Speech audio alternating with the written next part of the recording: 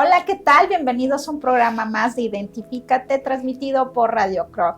En esta ocasión tenemos un programa que suele ser muy gustoso por redes sociales, porque tenemos una criminóloga de muchísima experiencia y sobre todo de muchos casos que ha visto y que nos puede dar un tip, pero además es directora del Instituto Pericial Judicial aquí en Cancún y Quintana Roo, porque bueno, no en cualquier lugar van a encontrar esta carrera, especialidad.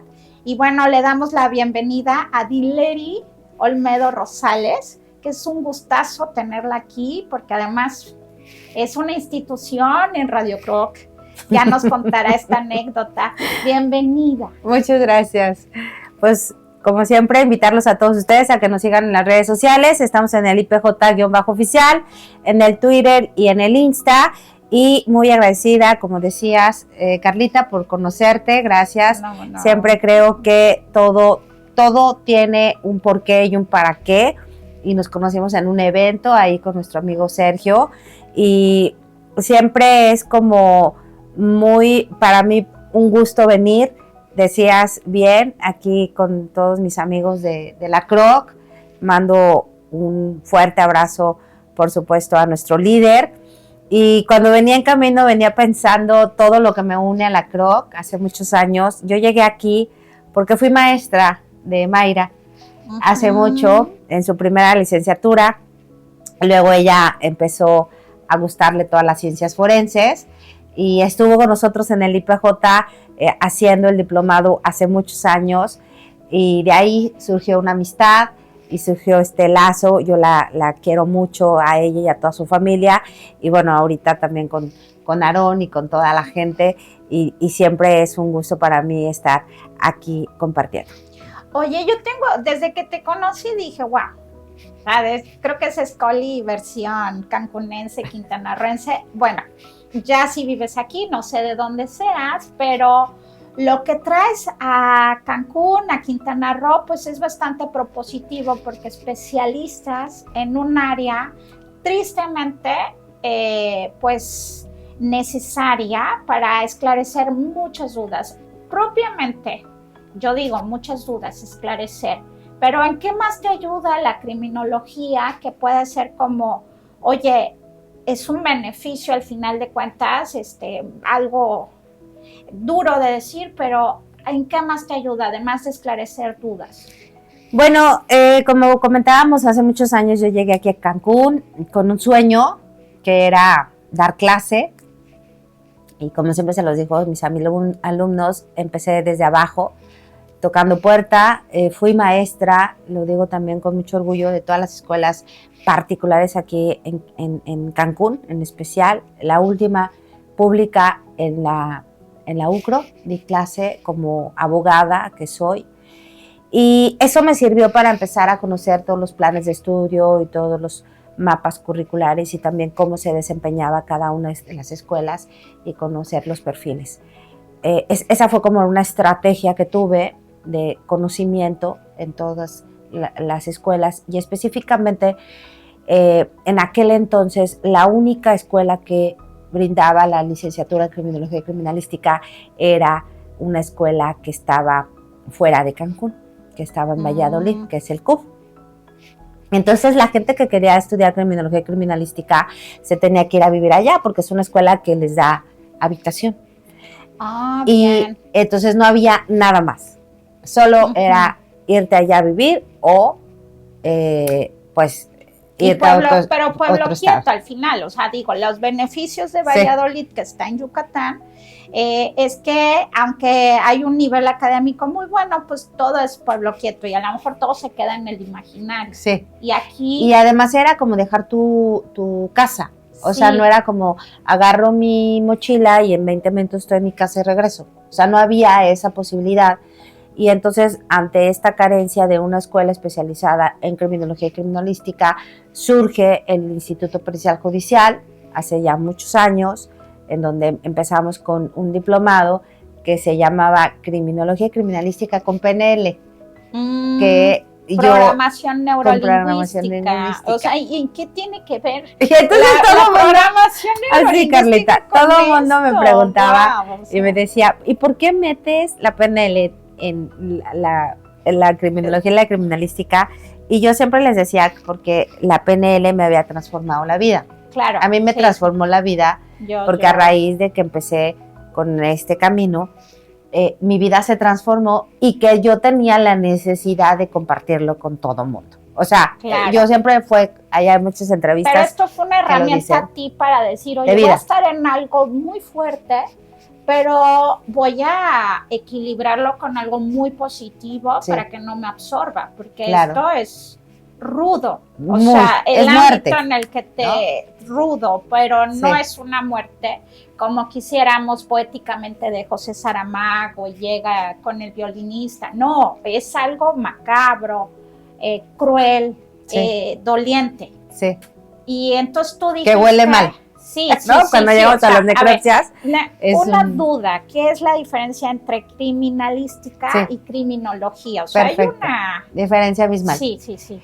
Nosotros, entonces, en ese momento, hacemos este diplomado que te comentaba y luego empezamos ya a pensar que teníamos que tener un lugar ante la Secretaría de Educación de Quintana Roo. Y empezamos a trabajar primero con la preparatoria. Nosotros tenemos una preparatoria que es de 2 años, es oficial. Y luego empezamos ya a trabajar con la licenciatura. Y aquí me detengo para compartirles a todos ustedes la diferencia entre la criminología y la criminalística, porque es muy importante saber la diferencia. En este sentido, hace rato que me presentabas, era como la criminología, pero la criminalística. Bueno, tenemos que entender que las dos son ciencias, partimos de que son ciencias y que son ciencias exactas. La criminología es una ciencia que nos va a ayudar a saber qué existe en la psique del delincuente. Conocer qué lo llevó a cometer el delito. ¿Por qué? El por qué. Exactamente. La pregunta clave de la criminología es ¿por qué cometió el delito? ¿Qué vivió este sujeto durante su infancia que lo llevó a violar a este sujeto pasivo, a torturar, a descuartizarlo, a hacerlo en piezas, a meterlo en bolsas y congelarlo? E irlo sacando, ¿no? Cada semana para hacer un pozole. ¿Qué tiene este sujeto en su cabeza para que lo lleve a cometer esta conducta delictiva? Porque no es un sujeto, no estamos hablando de una conducta normal. Porque no todo el mundo tiene en su refrigerador piezas de un ser humano que cortó. Entonces, ante esta situación, viene la criminología con todas las corrientes, que ahorita estamos en la criminología crítica con Alessandro Barati y demás, y que viene a darnos una ubicación en tiempo y forma de lo que los criminólogos tenemos que hacer para estudiar cuál es el perfil de cada sujeto y obviamente saber cuando detienen a una persona el nivel de peligrosidad que tiene. Porque no es lo mismo que yo ponga en un dormitorio a una persona que se robó unas papitas del Oxxo a una persona que se encarga de vender la droga en toda la periferia de Cancún. O sea, el nivel del IQ, del cerebro, de todo lo que tiene atrás de vivencia, porque al final del día... A ver, perdón aquí, porque bueno, hay un libro que se llama Cárceles de Julio Scherer, buenísimo, pero él lo marca en los estatus del narco como algo privilegiado, pero porque la sociedad, pero no, sí hay un cerebro, por supuesto, que marca ese mismo estatus, o sea, no nada más es algo social, sino digamos que la maquinaria cerebral es diferente. Ahí viene la parte de la fusión y del conflicto que hay cuando decimos y nos se preguntan las personas si el delincuente nace o se hace. Nace ya, o sea, con esta parte en su cerebro, en sus neuronas, con este chip, ¿no? De delinquir. como lo que dicen nuestros amigos de AA, que ya nacen con el gen de detonador, nada más que dicen, ya traes las balas, ¿no? Ya naciste alcohólico. Sí, ya nada más es que le dispares y te vuelvas. No.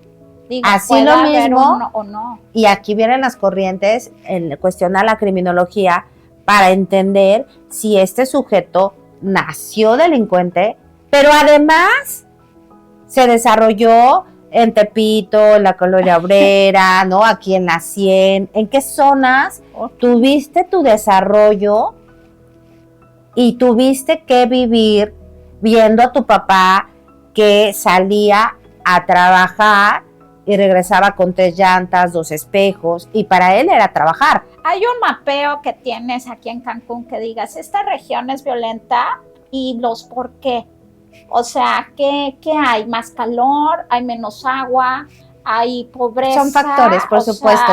Sí, está relacionado.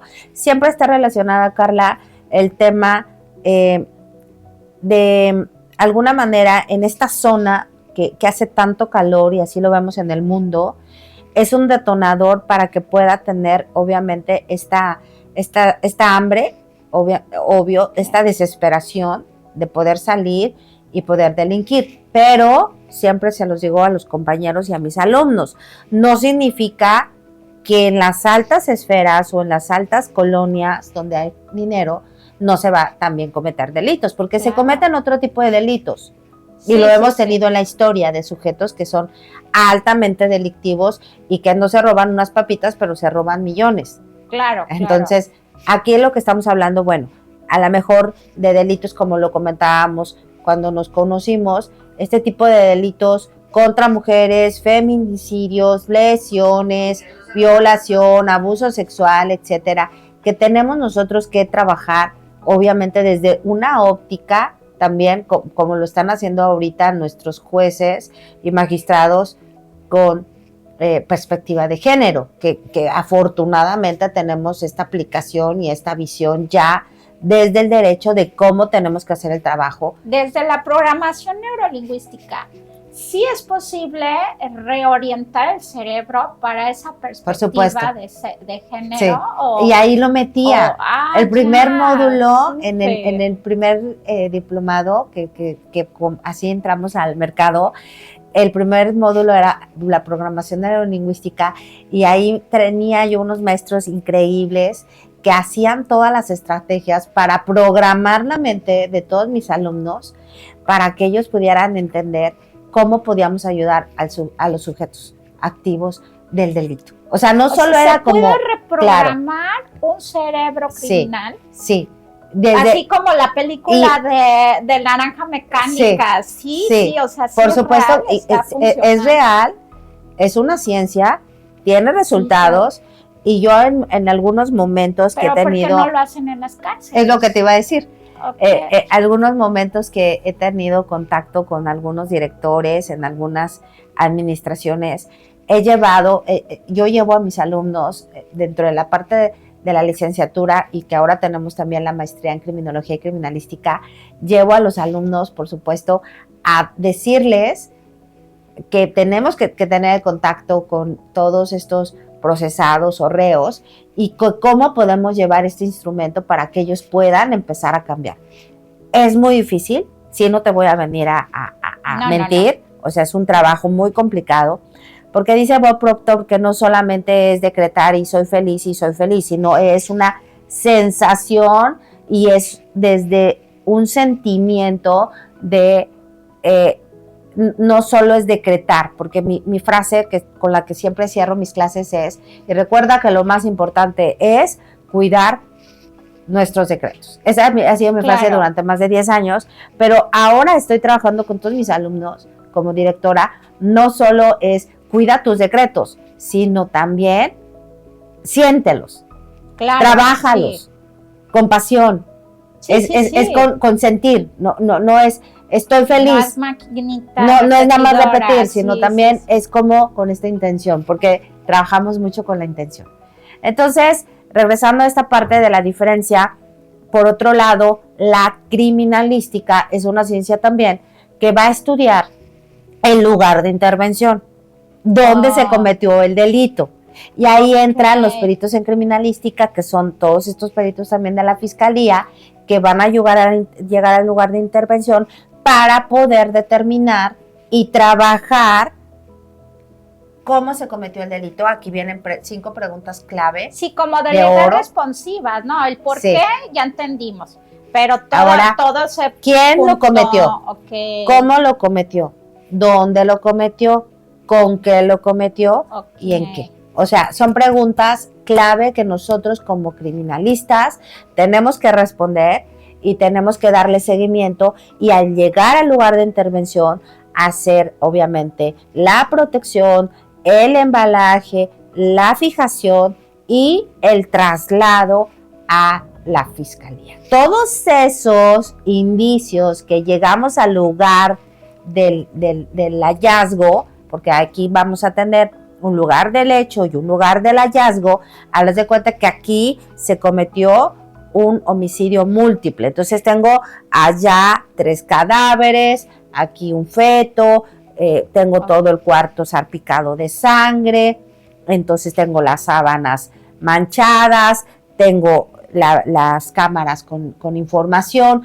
¿Qué van a hacer los peritos en criminalística? ¿Qué hacen nuestros alumnos? Llegan al lugar, empiezan a fijar con sus cámaras, hacen la fijación, hacen la protección con estas cintas. Haz de cuenta si es un lugar cerrado, si es un lugar abierto, con las cintas amarillas, y entonces empieza obviamente el embalaje en las cajas, con los cinchos, con las bolsas, con todo ese trabajo que hacemos los criminalistas, y entonces se hace el registro con todo el formulario que tenemos ya nosotros, ciertos códigos y ciertos, todo el protocolo. Sí. Y se llega a la fiscalía, y en el momento que se llega a la fiscalía, este indicio se convierte en evidencia.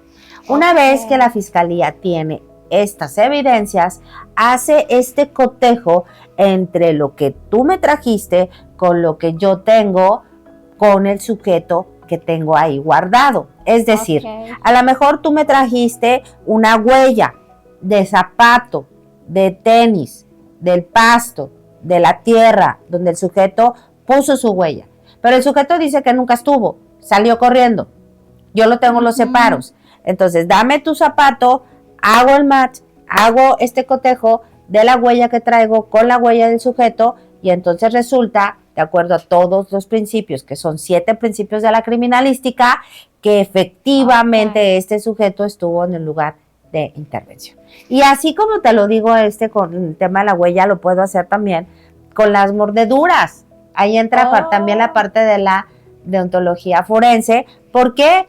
Porque a lo mejor en los delitos de lesiones, en los delitos pasionales, siempre encontramos en el feminicidio el cadáver con mordidas en los pechos, en la espalda. ¿Qué lleva a una mente criminal feminicida específicamente manifestar la huella de la dentadura? O sea, es un instinto pasional, o sea, entre te quiero y te muerdo, o sea, o nada que ver.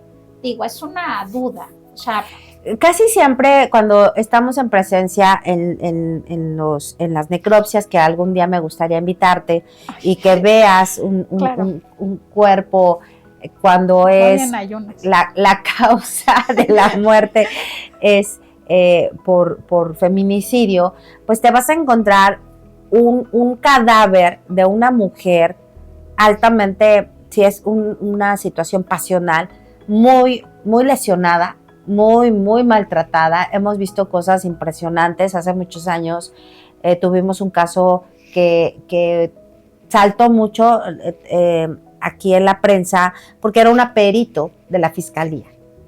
Era una perito de la fiscalía. No sabes cómo dolió a nivel de fiscalía, o sea, porque era cómo estaba esta perito ahí en la plancha, tan maltratada. De verdad, era una cosa que no se podía ver. ¿Y fue un tema pasional? Y era un tema de su pareja. ¿Era mandar mensajes? No, era un tema pasional. Ya se venían dando ciertos cuadros, obviamente, pues celotipia y un tema de agresiones y de no sales y Entonces, el cuerpo al final estaba muy lesionado, muy maltratado. Teníamos ahí a una mujer que, como decíamos hace unos momentos, pues estaba lesionada con muchas mordeduras en las piernas, en la parte posterior, en las nalgas, le habían cortado los senos. Hay situaciones a veces que encontramos, inclusive, que las violan, ¿no? Con palos. Sí, vaya, mis alumnos han encontrado con botellas, ¿no? Sí. Y las dejan ahí porque en el momento pues no aguantan el dolor y obviamente la causa de la muerte puede ser a lo mejor un infarto, que no fue la introducción del cuerpo, pero sí tenemos ahí el shock, por supuesto. Ajá. Y ahí entra obviamente pero este instinto feminicida se vuelve un querer devorar, un querer solo eres mía y te devoro. O sea, bueno, basado en una psicología de cuentos a los que, bueno, en la literatura siempre te preguntan cuando haces cosas de monstruos, ¿tu monstruo qué devora? ¿Qué come? Para que tú sepas también cuál es la presa. No es otro hombre para un feminicida. ¿Qué come y por qué lo devora? ¿Qué es lo que busca de ese monstruo, de eso que va a devorar? Claro. Que lo hace selectivo a otras cosas. Entonces, básicamente cuando nos dicen es un crimen pasional, es casi se devoró al otro, o sea, eres mío y solamente mío que te vuelves hasta mi comida. Así llega ese tipo de perfil. Obviamente lo que estamos aquí en presencia, Carla, es de diferentes maneras de pensar, perfiles diferentes, sujetos que tienen diferentes infancias.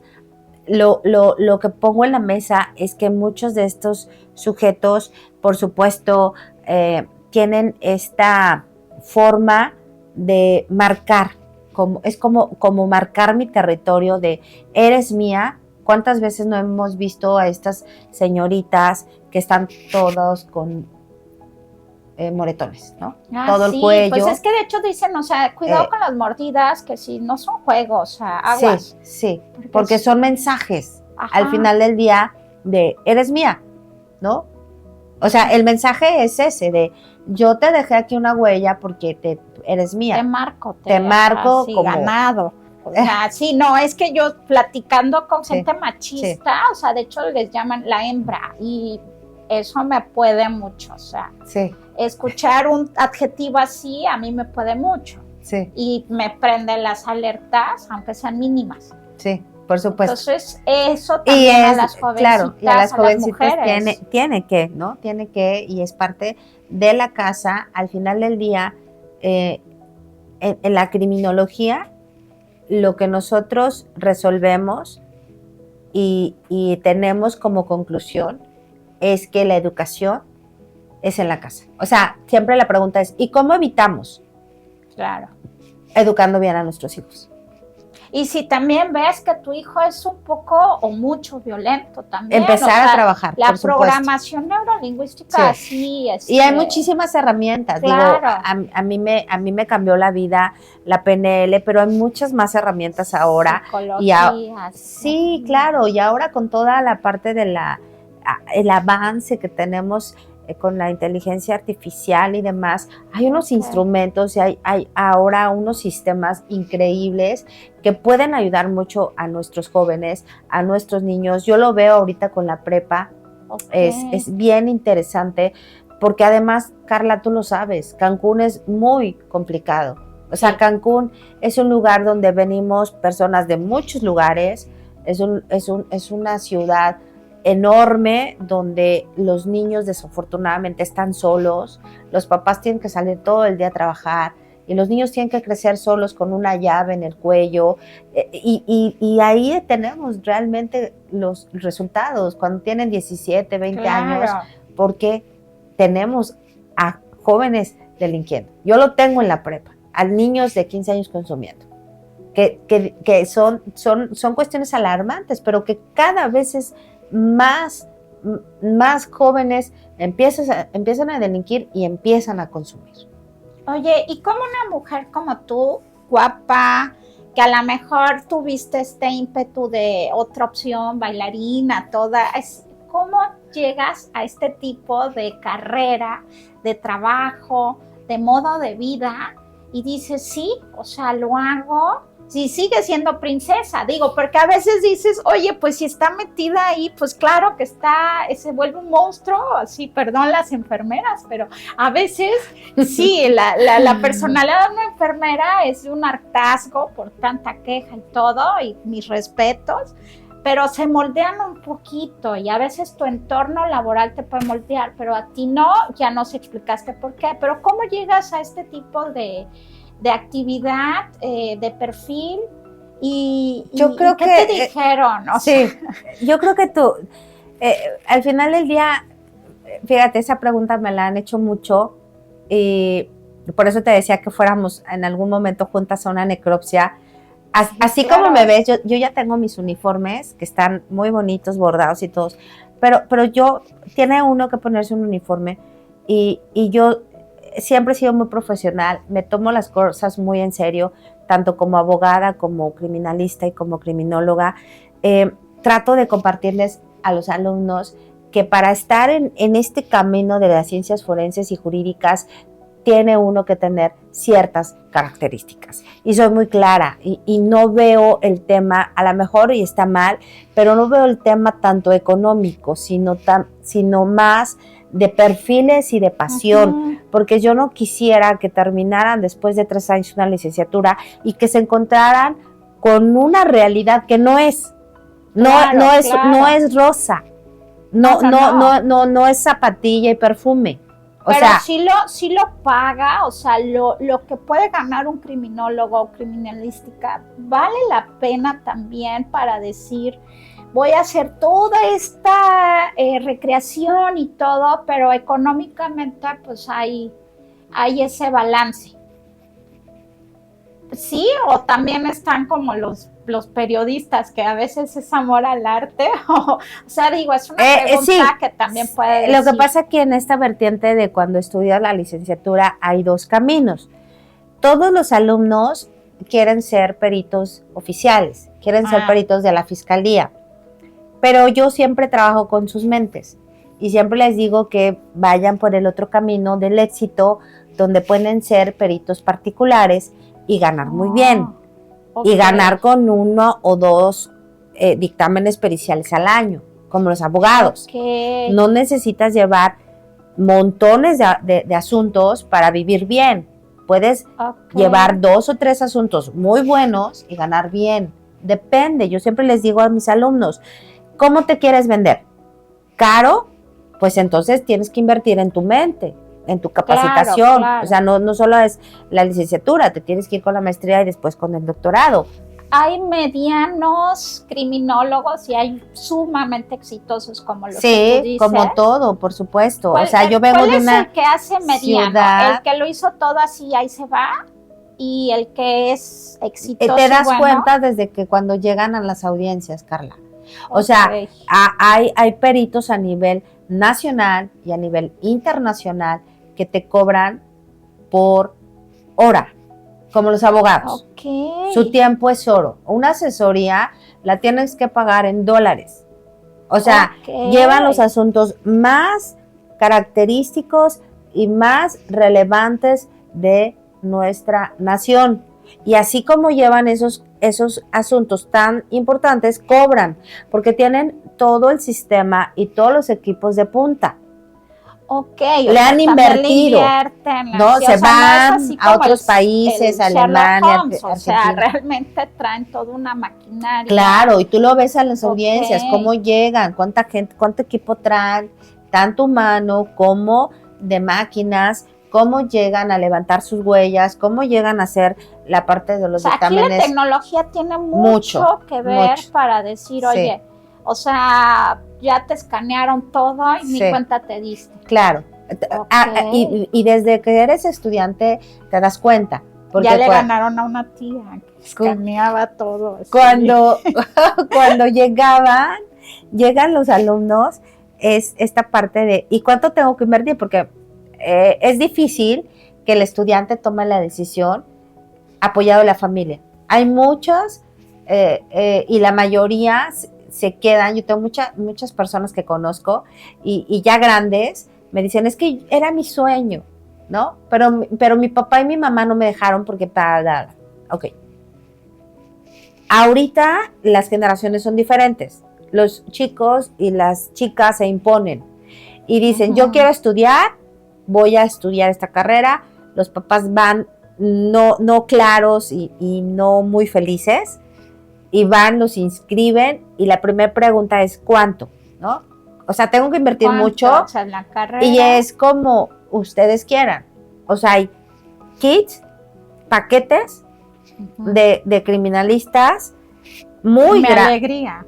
O sea, muy básicos, ¿no? De muy poco dinero, y hay unas cosas impresionantes de muchísimo dinero. Es como tú quieras invertirle. O sea, hay alumnos que llegan desde el primer cuatrimestre con todo. O sea, ya los papás le invierten, o sea, y la porque cámara. Desde niños se hicieron a que yo voy a hacer o sea, y sí, son los como mejores. Fotógrafo y como todo. Y le invierten mucho en todo, porque ellos están decididos a ser los mejores criminólogos o los mejores criminalistas, y más en la criminalística es donde tienes que más invertir, porque a lo mejor te vas a especializar en balística, o te vas por hechos de tránsito, o te vas por medicina forense.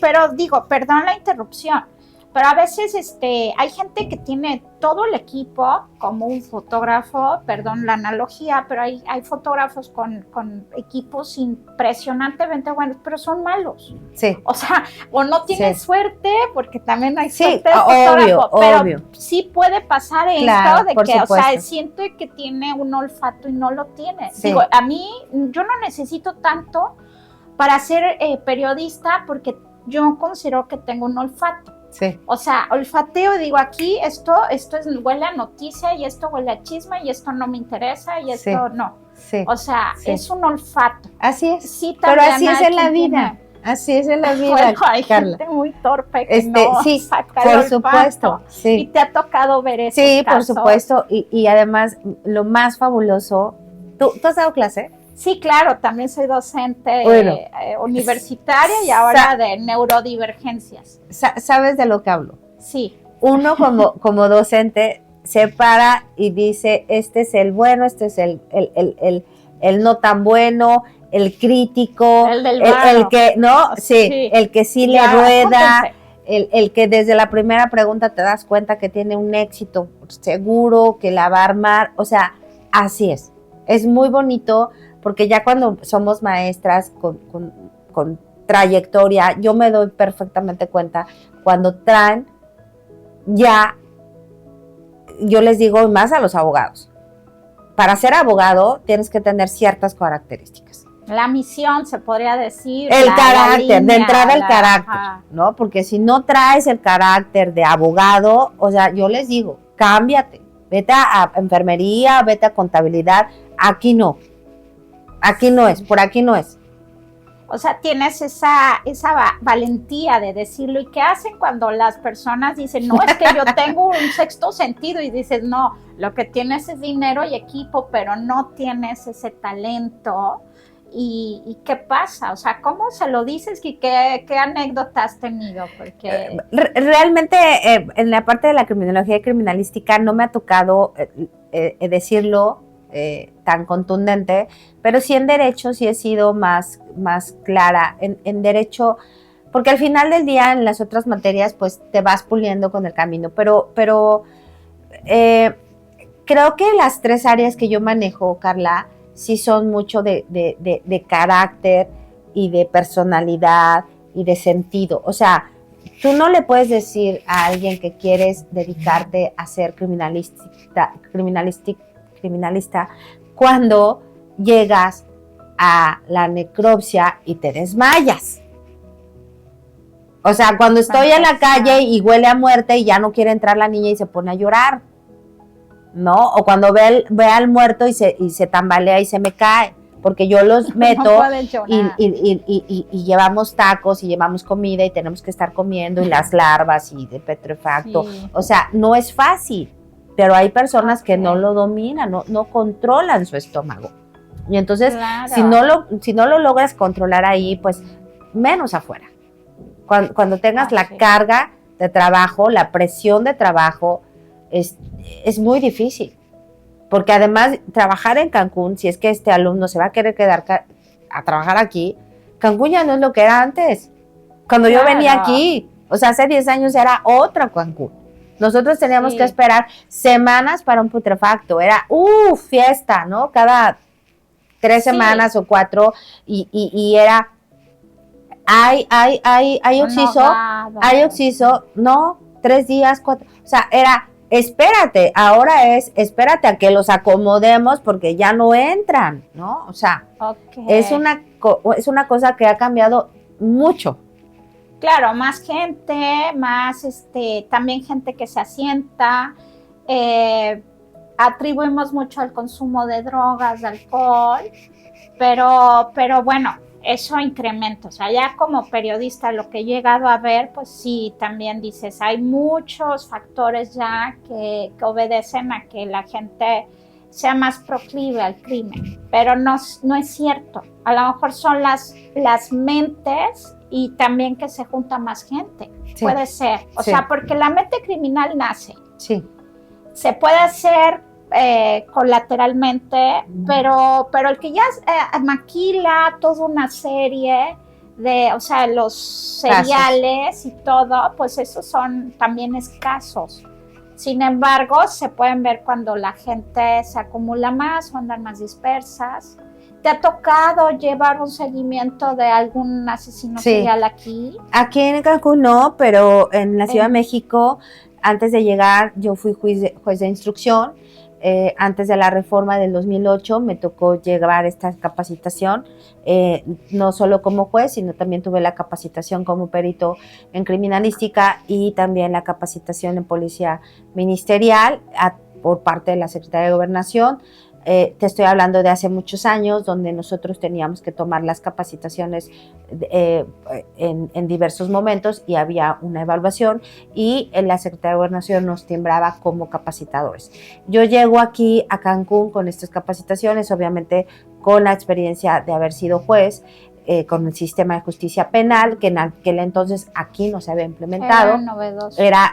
A mí me tocó un año antes de la implementación empezar a tocar las puertas del Poder Judicial. Me llama la Fiscalía y empiezo a viajar por todo el estado de Quintana Roo para poder hacer la réplica y poder capacitar desde el Poder Judicial a los jueces, que tenían que hacer estas audiencias de manera oral, conocer el sistema en materia penal, que era la que yo domino y dominaba en ese momento, y luego entro a la Fiscalía, tanto a la general como a la estatal, a empezar a hablar con los fiscales, aquellos MPs que cambian el nombre, con Policía Judicial que cambia el nombre con Policía Ministerial y con los peritos. Entonces entro con este sistema de justicia penal, entro con la etapa de investigación, a hacer toda el trabajo de conciencia, de entender cómo se integraba una carpeta de investigación, de trabajar después con esta fase de integración del delito y entender el cambio tan importante que había tenido la Constitución, porque desde la Constitución se cambian los artículos base, que son el 14, el 15, 16, 17, 18, 19, 20 constitucional, que es nuestra columna vertebral, con todos estos 3 apartados que son el apartado A, B, C. Antes de la reforma solo teníamos el A y B. Entran el A con los principios procesales, el B con los derechos de la víctima ofendido y el C con los derechos del imputado. Y entonces todo se transforma, los tiempos, los nombres, y entonces hay esta implementación en Playa del Carmen el 30 de enero del 2008, el 30 de abril, aquí en Benito Juárez. Somos el último municipio. Pero traías tú el seguimiento de un serial. Exactamente. De un crimen que yo trabajaba. ¿O recreando para ver si ya teníamos procedía? la carpeta de investigación específicamente en el reclusorio norte, de donde yo venía. Teníamos un sujeto que trabajaba en las madrugadas, andaba desnudo y se dedicaba a andar escondido y a agarrar a las personas en toda la periferia de la Gustavo Amadero, un poco la Impulsora y este cerro de Cuautepec. Toda esa zona él trabajaba y vigilaba a las mujeres que salían a trabajar muy temprano, 4 o 5 de la mañana. Él andaba desnudo y obviamente no a todas las violaba, pero sí enseñaba sus partes íntimas. Sí. Entonces teníamos que no solo hacer la carpeta o consignar este sujeto por abuso sexual, sino por violación. Entonces el gran reto era tener varios casos armados y las mujeres que se animaran para poder hacer obviamente la reconstrucción del hecho, hacer el señalamiento y decir este sujeto me violó, para poder tener la característica de delincuente serial. Tú puedes decir, ya sé que es pero, o sea, sí, lo que necesito son las pruebas, que es lo que tengo, o sea, para eso me pagan, ¿no? Para reconstruir y tener la evidencia, pero tú sabes, dices y ellos te miran y dicen, ya sé que sabes, pero hasta que no me agarres, porque es que hay un libro que se llama La sabiduría de los psicópatas. Entonces son gente muy inteligente, pero cuando reconocen que alguien es inteligente, o sea, terminan siendo esta empatía de decir, o sea, sí lo hice, pero cáchame. ¿Sí te ha pasado eso a ti? Me pasó, obviamente, en mi trayectoria como maestra en ciencias penales y criminalística. Antes de llegar a ser juez, yo estuve del lado de la fiscalía y me pasó mucho. Estuve en delitos patrimoniales. Me pasó mucho con el móvil de el sujeto que roba. Este sujeto, como dices, es altamente inteligente y aquí lo vivimos y en todos lados. O sea, el sujeto sabe que lo van a detener, que va a estar 3 meses, que la familia lo va a esperar y que va a volver a salir y que va a volver a robar. O sea, hasta eso y así planea. Se la sabe. Ya sí, sabe de qué mes a mes va a estar, cuánto tiempo va a estar. Y al final del día, estos sujetos tienen que conocer la ley. O sea, como se la viven. Conocen claro, lo que van a romper. Y como tienen que entrar a las audiencias y saben quién es el que está parado y el otro sentado y cuántos tiempos y cómo se va a llevar a cabo la audiencia. Imagínate que cada rato lo están deteniendo cada año. ¿Tú crees que no va a saber y que va a aprender? Y de ahí tenemos a muchas personas que... Hannibal Lecter, vaya, sí, ya te veo ahí con tu bolsita. Que al final del día aprenden más y tienen un realmente, vuelvo a repetir, una inteligencia mal enfocada, sin principios y valores, pero al final este sujeto sí tiene que ser inteligente para poder cometer. ¿Has tenido que hacer como una empatía, simpatía con un criminal para que te pueda al final dar detalles? Sí. Eso se trabaja mucho en la criminología, Carla. El criminólogo que trabajamos, me pasó mucho cuando estuve en el reclusorio norte, el trabajar desde la parte de autoridad. Tú tienes que ser muy empático y tienes que saber cómo llegarle al sujeto. Si tú llegas como autoridad y no le das confianza, él nunca te va a decir nada. Ok, esa prepotencia y es así de aquí. No. Yo siempre wow. Y le mando muchos saludos a esta criminóloga, maestra mía del INACIPE, de donde soy egresada, del Instituto Nacional de Ciencias Penales. Ella era yo era juez, ella era criminóloga en el reclusorio norte, y tú la veías y era la persona más sencilla. No se bañaba, no se arreglaba las uñas, no se peinaba. No, o sea, era una cosa, como dices, muy rara, ¿no? Hippie. Perdón. Su lugar de trabajo era todo un escenario Ajá. de confianza. Su lugar de trabajo era donde le traían al sujeto, ella lo sentaba y les vendía una historia de que ella ya estaba muy cansada hasta la M. O sea, era un disfraz, era un personaje armado. Okay. Armado para que el sujeto llegara, se soltara, se sintiera en confianza y dijera, pues tú eres igual que yo, eres como parte de mi, o sea, tú me estás entendiendo. Sí. Entonces, era formidable, claro. No había sujeto que no le confesara, porque era desde, no, pues a mí dime. Es importante el por qué. ¿Por qué lo hiciste? Sí, es muy importante, o sea, claro, descubrir el por qué. Para poder determinar el nivel de delincuencia, de peligrosidad que tú tienes, necesito saber el por qué, necesito saber las raíces, necesito ir atrás. Entonces, ella hacía este estudio con todo su baúl de pruebas, con toda la expertise y conocimiento que tenía, y lograba que este sujeto le contara toda su vida, toda su trayectoria delincuencial y que lo cometió. Claro. Y al final le daba comida, sabía cómo, porque al final, pues ella sabía su trabajo. Un criminólogo es un psicólogo en alta potencia. Claro. Sí, te tiene que leer. Queda claro. Te tiene que leer claro para poder saber cómo ganar tu confianza. Pero eso sí de, oye, gustas galletas, o sea, habrá gente, porque lo podemos ver como muy romántico, muy entretenido en una serie.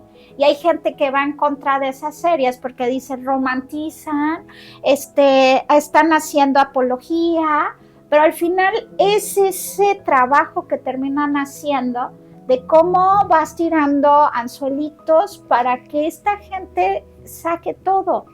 Y resulta que encuentras una riqueza de historias insólitas que no deberían de pasar, pero pasaron. Claro.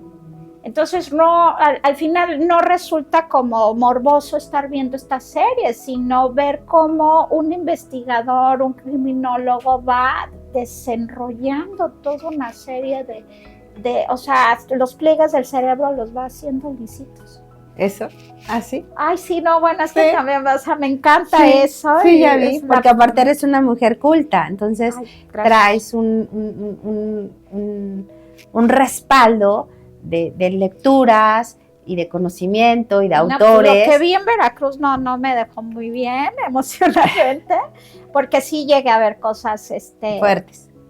Duras que me llevaron a terapia, o sea, porque al final mi idea es nos podemos reeducar, y parte de mi ideología o mis fundamentos pedagógicos es fomentar la esperanza.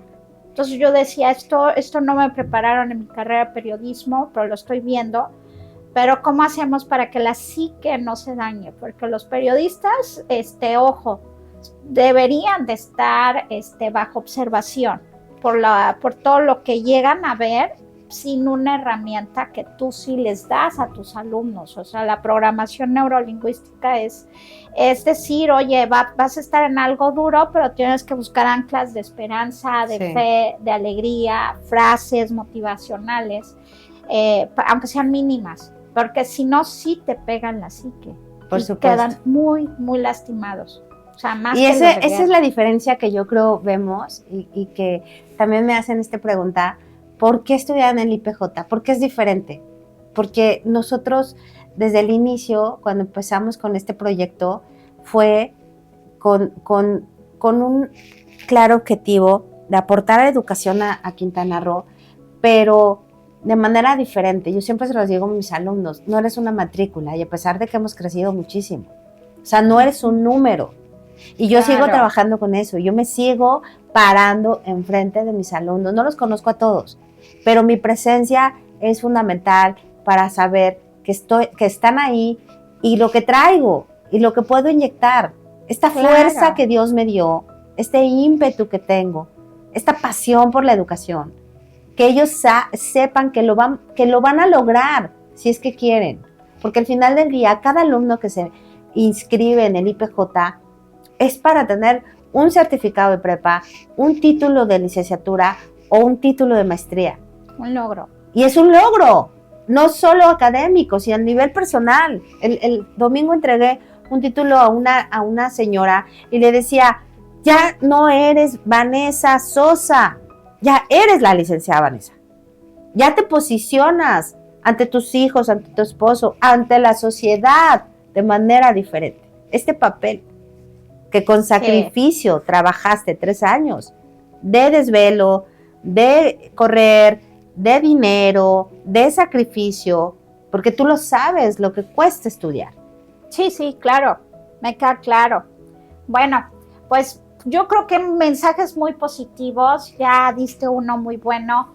Ya llegó la hora final de nuestro programa, pero me encantaría volverte a ver y acepto tu invitación, por supuesto, a donde quieras llevarme, siempre con mi traje de periodista, ahí sí todas las puedo, y a veces no, ya veré, les contaré, pero pues te agradezco muchísimo aceptar venir al programa. No sabía que tenías antecedentes aquí, casi pioneros, no solo en tu trabajo, sino en la radio.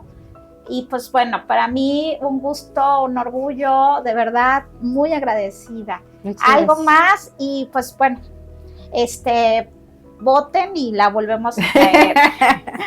Ay, bueno, pues muchas gracias a todos allá atrás, a todos los que hacen posible el programa. Por supuesto, gracias Carla por darme la oportunidad de venir.